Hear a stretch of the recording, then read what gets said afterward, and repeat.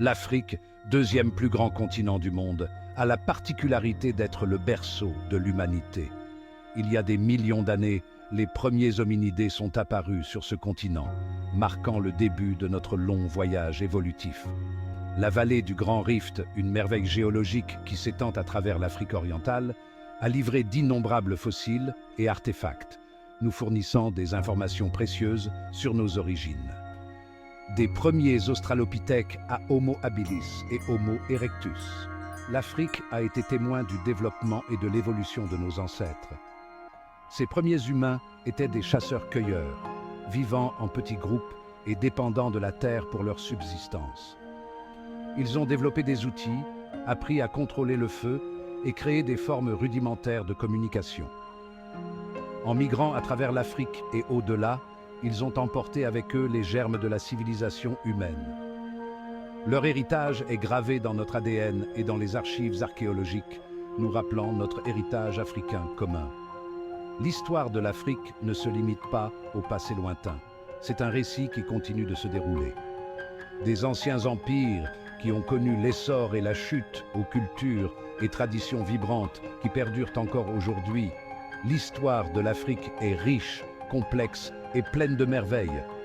Cet essai explorera quelques-unes des périodes clés et des civilisations qui ont façonné ce continent remarquable. Sur les rives du majestueux Nil, l'une des premières civilisations du monde et des plus durables a prospéré, l'Égypte ancienne.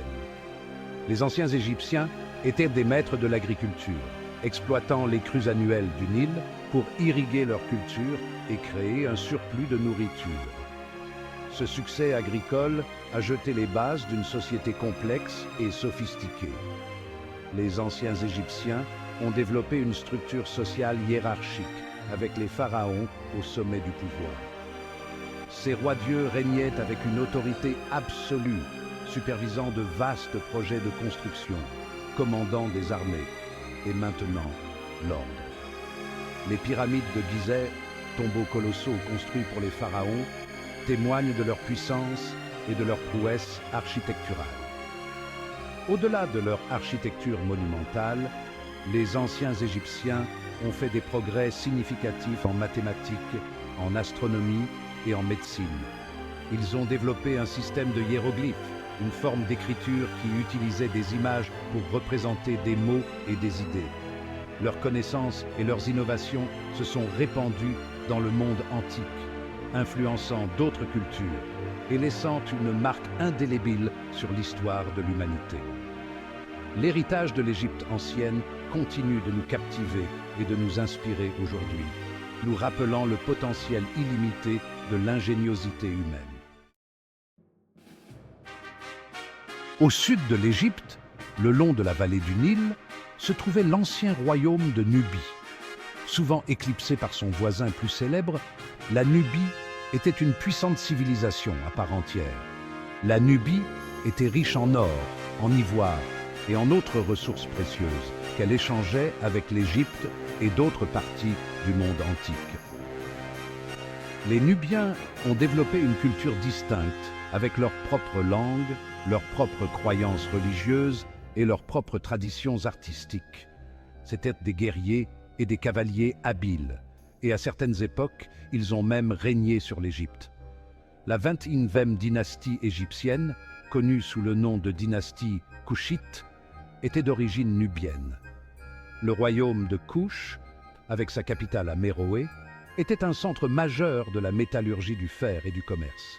Les Nubiens ont construit d'impressionnantes pyramides, temples et palais, témoignant de leurs compétences architecturales et de leur sensibilité artistique. Malgré de nombreux défis, notamment des invasions et l'évolution des routes commerciales, la civilisation nubienne a perduré pendant des siècles.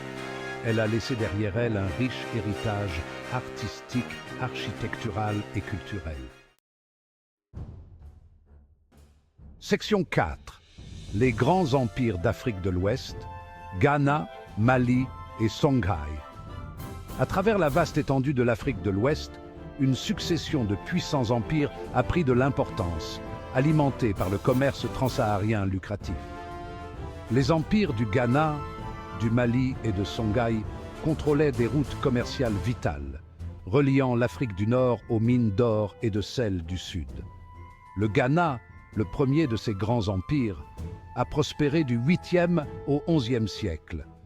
Ses dirigeants ont amassé d'immenses richesses en contrôlant le commerce de l'or, du sel, de l'ivoire et des esclaves.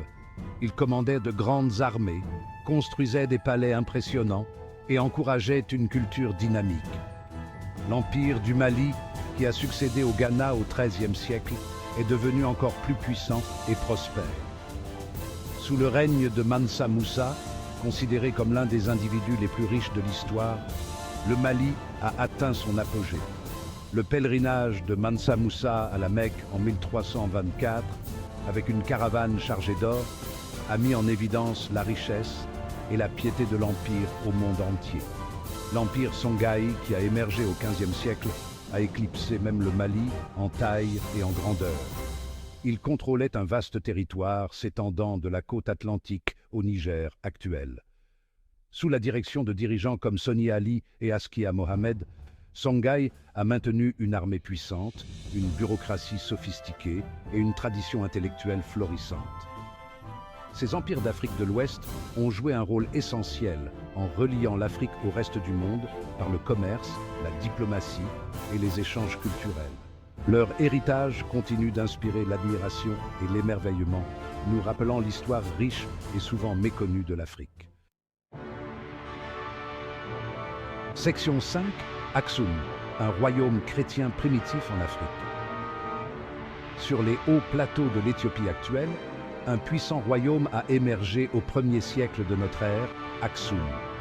Situé au carrefour des routes commerciales reliant l'Empire romain à l'Inde et à la Chine, Aksum est devenu un centre majeur de commerce et d'échanges culturels. Les dirigeants d'Aksum contrôlaient un vaste territoire, englobant des parties de l'Érythrée, de l'Éthiopie, du Soudan, du Yémen et de l'Arabie saoudite actuelle. Ils ont construit d'impressionnantes structures en pierre, frappé leurs propres pièces de monnaie et entretenu une puissante marine qui dominait la mer Rouge. Au IVe siècle de notre ère, le roi Ezana d'Aksum s'est converti au christianisme, faisant de son royaume l'un des premiers pays au monde à adopter cette religion comme religion officielle. Le christianisme s'est répandu dans tout le royaume, influençant son art, son architecture et ses coutumes sociales.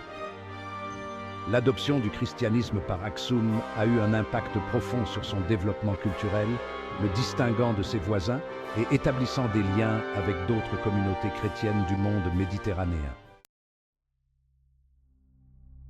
Section 6. La côte Swahili, une tapisserie de cultures et de commerce. Le long de la côte orientale de l'Afrique, une civilisation dynamique a prospéré pendant des siècles, la côte Swahili.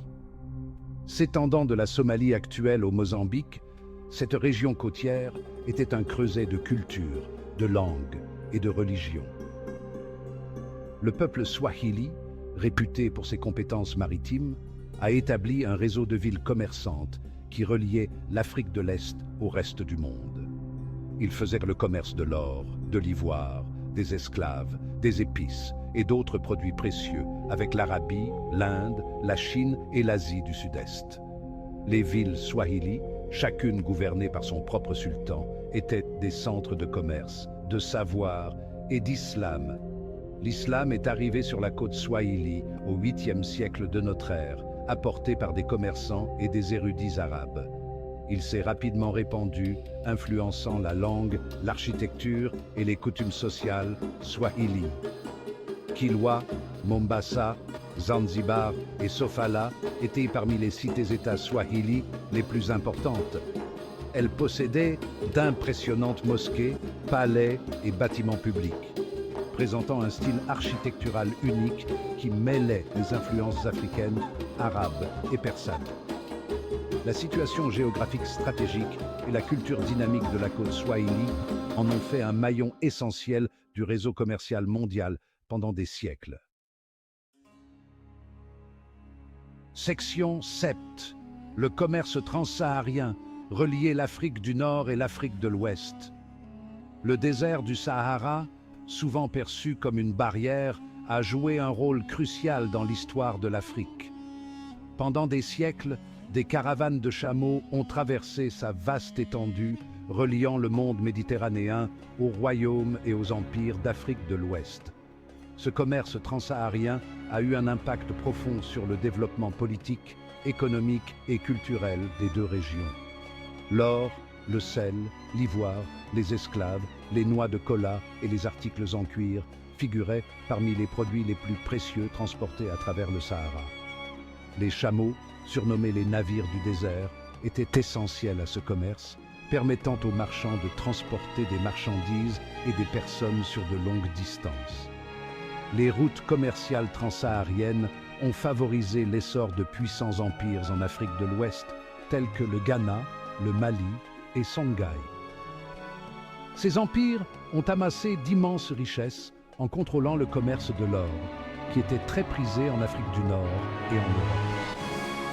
Le commerce transsaharien a également facilité la propagation de l'islam en Afrique de l'Ouest.